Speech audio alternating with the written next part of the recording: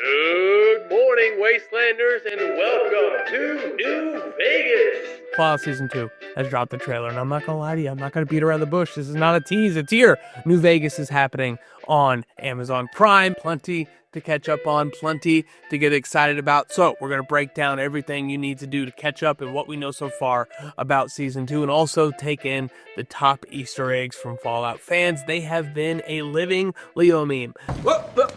Here I come. Oh. Here I come. Oh, bounce. Whether you're a veteran of the Fallout lore and you just want to get a little bit more of it, or you're someone who still thinks this is a Walton Goggins spin-off series from White Lotus where his character gets a botched facelift, this is going to be your one-stop shop. So let's get into it. Let's head to the Mojave for Fallout Season 2, breakdown, and Easter eggs. Okie dokie. So here's the deal. Fallout, 30 years of lore, video game after video game after video game for 3 decades. Season 1 of the live-action series recently came out, and now we have Season 2 on the way. This is a nuclear wasteland full of conspiracies, political thrillers, missions, and the games range from having to go fix a water pipe to taking down a political juggernaut. There's a widespread amount of lore and intricacies and little characters and little details that you can find in this show, so we're going to break down the top level stuff. The game is about the locations where the wasteland is taking place, but the show does have some characters we're following along with. Sure, in the game these characters don't really have names that we care too much about, but the show really does dive into the archetypes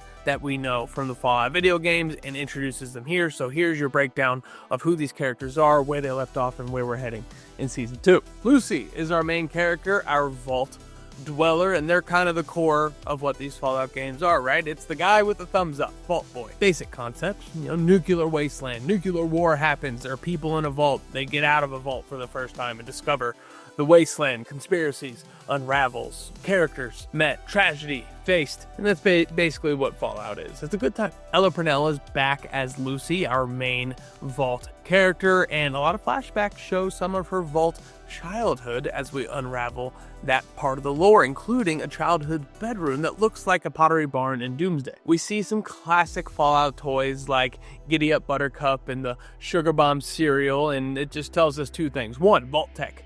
They are marketing towards children and parents are letting it happen. It also tells us, number 2, we're definitely getting a lot of Lucy's past in this show. We're going to dive into different parts of the Fallout lore that maybe we haven't seen yet. With the Ghoul, we're going to get a lot of pre-war stuff. What happened up to the Great War and the nuclear apocalypse. With Lucy, we're going to get underground. Look at what happened inside the vault. Season 2 seems to dive into Lucy and her family's involvement with all of this as we peel back the onion, draw the curtain, and find out what's going on behind the corporation of the nuclear war. Season 1 had a big reveal, a big drop. Vault-Tec Corporation just started a nuclear war that they ended up benefiting from. A typical Tuesday for an evil corporation. Big shock, big reveal. Sorry for not giving a spoiler alert, but this is a Season 2 breakdown. You knew what you were getting into. Maximus is our Brotherhood of Steel representation. The Brotherhood of Steel is this techno-military cult that collects old retro tech mixed with those motorcycle gang kids from Book of Boba Fett. Quick pause. Can we get a clip of the motorcycle race from Book of Boba Fett with the Chevy Bel Air mopeds? Yeah, it's just the worst. Can't believe we let that happen. Aaron Moten's Maximus ended Season 1 trying to find himself, trying to figure out his mortality and not to get pushed around and bullied all the livelong day. Season 2 tosses him right into the fire, full armor, full responsibility, full chaos and crisis abound. He's fighting death claws, he's battling airships, and he's getting yelled at by every single militant force around. It's the Brotherhood starter kit. In the games, the Brotherhood's usually this stoic and intimidating, confident force, but Maximus kind of flips it on his head. In all of this, it's a different take on the character. It gives us a different look at the Brotherhood than the games. When you see him in New Vegas, tossed into a place where everybody lies, cheats, steals, and frog splash off the top rope, it's gonna be a problem. This kid's in for some trouble, and not like the casual trouble you're talking about. I'm talking like nuclear wasteland level trouble. Walton Goggins is back as the Ghoul, and we get a little bit of his past here in the trailer. The Ghouls are former humans that have been affected by the radiation and are either living amongst us in this Deadpool-Voldemort nightmare crossover, or they're just kind of zombies, which is weirdly less gross Goggins is somewhere between Midnight Cowboy and some sort of bounty hunter from a future time, and Goggins plays him perfectly with a 200 years of doing this, fed up with it charisma that only a few people can bring to the screen. He's charismatic, dangerous, and kind of charming and funny at the same time while his face is falling off. That's talent. If season 1 made him a fan favorite, season 2 seems to be breaking our hearts a little bit, because we get a look at what happened before the war, and we get a look at who this guy is and why we should give a shit. You probably just tell me to shut the fudge up. The 4th character is New Vegas, a new character, a new location. For Fallout Season 2, we are officially in the Mojave, which is from, of course, the video game Fallout New Vegas. And if you ask literally anyone who played the Fallout games, this is the Empire Strikes Back. This is the Fast Five. This is the Mario Kart Double Dash of the Fallout franchise, by and far. And yeah, I said Mario Kart Double Dash was the best Mario Kart game. If you want to tell me how big of an idiot I am, let me know in the comments. I'd love to hear from you.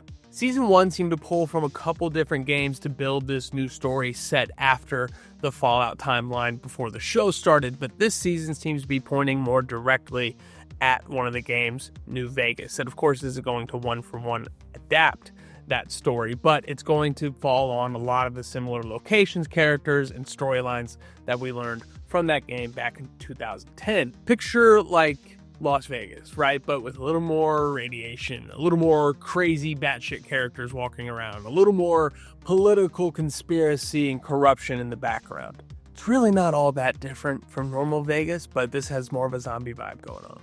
We also have 2 new cast members make an appearance in the trailers, both names that everybody should recognize. First off, Kumail Nanjiani, and we don't know who he's playing, but he looks great doing it with the hair and the jacket and the this and Kumail Nanjiani, always great to see him showing up. And then a fan favorite of the season, Macaulay Culkin, is also here, and he is supposed to be a big deal. We don't know who he is, but it's a genius, archaic, survivalist type guy, and it's great to see Macaulay, especially around the holidays when it's Home Alone 2 season every single day. Now, on to the biggest Easter eggs people are excited about. First and foremost, we get a shot of the Lucky 38, the control tower, the hub, the HQ for Mr. House in New Vegas. Mr. House, of course, the mastermind behind this whole thing. Cryo freezing, robot security. This recreation looks pretty solid. It looks big and massive, and it looks like you're going to get lost in it just like you did back when you played the game. We also get a shot of Mr. House in his chamber, surrounded by green screens and looking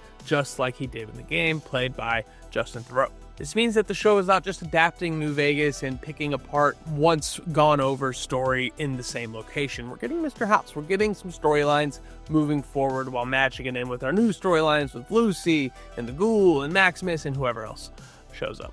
Next up, yes, we do get Freeside. Yes, we do get the Atomic Wrangler, but the real gem, the real story, the real thing that we're all here to see is an Elvis-style ghoul situation. The Kings are back in the Fallout world, and yeah, there are ghouls who were Elvis impersonators, and they hang on to that fact, and they do a lot of the Elvis things and the Elvis hair and the jacket. It's a fun time. It's Vegas. This is a point to the showrunners not just doing the big things from Fallout, but also the weird, wild, silly things that made it a cult classic for years and years. Now, in this trailer, there's one very quick shot of a robot with a cowboy face in it, and the Fallout fans lost their minds. That is Victor, the Securitron. It's basically like a cowboy and a Roomba and an Alexa all mixed up to one in some nuclear blast, and the Securitrons, and Victor specifically, is like your handheld guide through New Vegas, and they unravel as we go. And it tells us a couple things. One, the Securitrons are here and the robot security is very present. Two, Mr. House, he's watching. He's got his eyes everywhere. And three, the strip is not safe for anyone. And the last thing from the trailer that really got fans off their seat, of course, is the Caesar's Legion. And this is where fans were like, oh, they're doing it. The shot is quick. Red armor, guns drawn, formation set. And if you don't know what you're looking at, you might miss it. But if you do know what you're looking at, you know that shit's about to pop off. Roman style trouble, that scary kind of take over the world empire type stuff. In the Fallout world, especially New Vegas, the Caesar's Legion is this like military slave run type situation. Follow a very simple motto. What would Julius Caesar do?